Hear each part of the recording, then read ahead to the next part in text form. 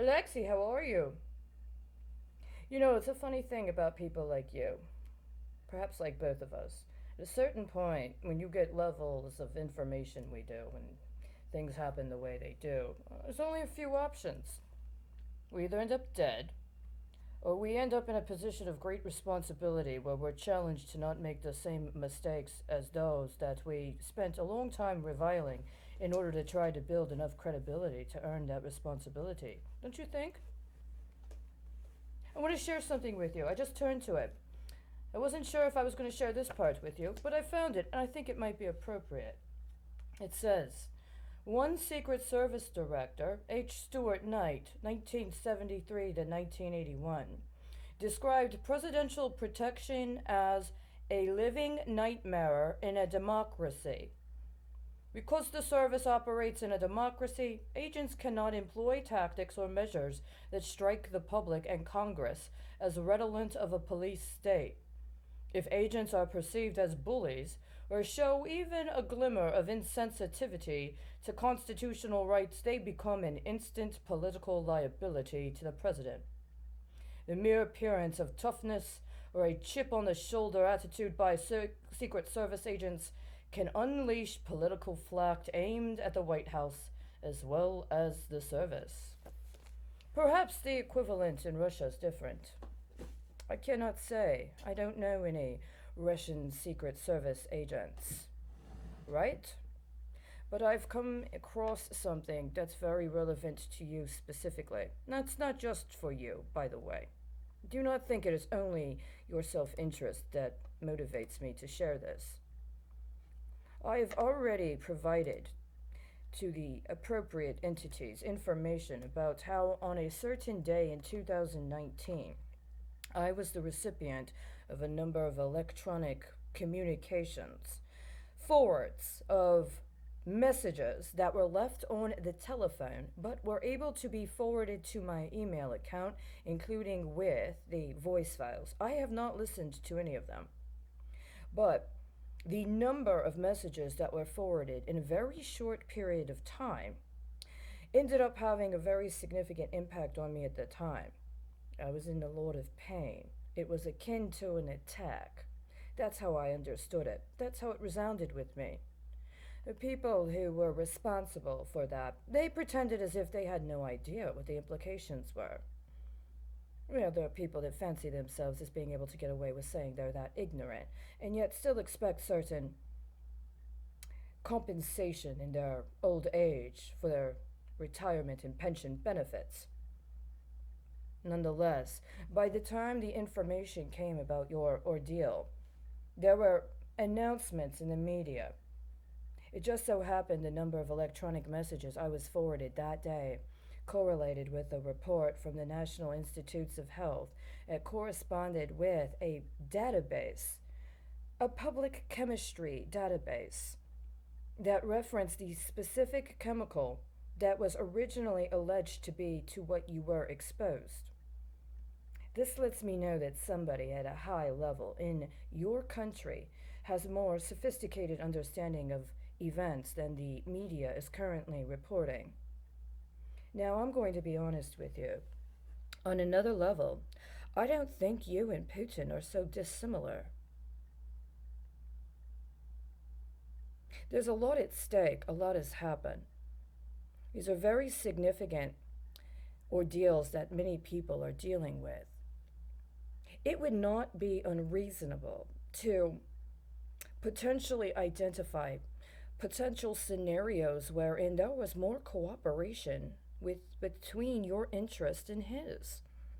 On some other level, maybe using some sort of information front to try to communicate an alternative narrative, especially during this time of COVID 19. I'm looking at information regarding what occurred on that specific day.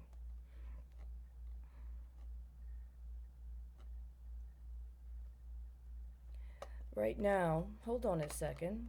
They want to take it. It's a different day, actually. This is not the same day. So give me a second. They've escalated it a year. On this day, that the events occurred, there are several matters that speak directly to your situation. This happened prior to what occurred with you, but there are several things that were ongoing on the official record of the United States that were transacted that day. Apparently, through derivative, it was forwarded to my account. Now, let me say, I was not aware at the time of all of these specifics, but I am now aware that what this demonstrates is that me and a former colleague I used to work with when I was a journalist and newspaper editor were set up for a very, very unspeakable, in somebody's understanding, but otherwise contemptible situation. It was a long time ago. It would have been around 20 years before I got those messages.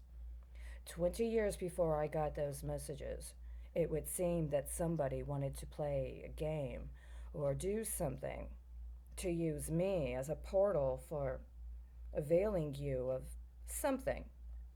Are they just seeking to torment you as a way to potentially reverse engineer a specific political paradigm with which you are involved? I know what that's like. You might survive, but it doesn't change the fact that they did that to me first, and I am very disappointed. I've had no word about the status of my colleague or what we did with each other or what we did with the rest of our community for over 20 years, going on 20 years now. And yet, those standards seem to be meted out in your realm.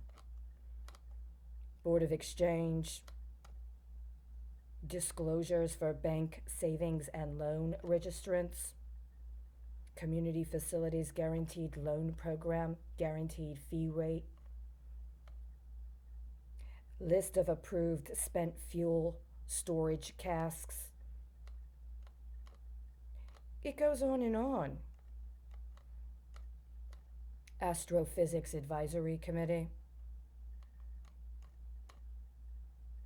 Perhaps the one you should be most interested in, especially because of the status that you understand yourself to be addressing right now, is not the petition for waivers of compliance, hopefully, not the extension of credit from the Federal Reserve Bank, but more to the point, if we can get there, pesticide tolerances, tolerance exemption. Well, I mean, you have to start there because at some point, if you're going to get where you expect to be, you're going to have to deal with assistance to foreign atomic energy activities. Why would somebody be sending me derivative electronic transactions connected to these very important matters so that they ended up correlating with your ordeal not even a year later? This is very consternating to me because it's still pending. I hope that whoever it is that believes that they're working on behalf of your interest understands the profundity of these matters. It would have been nice if somebody might have paid attention to the intent to award 3 supplements regarding direct services for survivors of torture. That's how they started off, right? Direct services for survivors of torture. But it seems like they have other priorities. And I guess it's a matter of where we rate ourselves, right? Where do we put ourselves? Are we at the top of the list here? Are we with the children and families? So that somebody might acknowledge we've been tortured? Oh, wait, that's what I did. What did you do? Are you more interested in foreign assistance when it comes to atomic energy activities? Well, you could potentially be in luck, right? You could have both. Seems my time is up.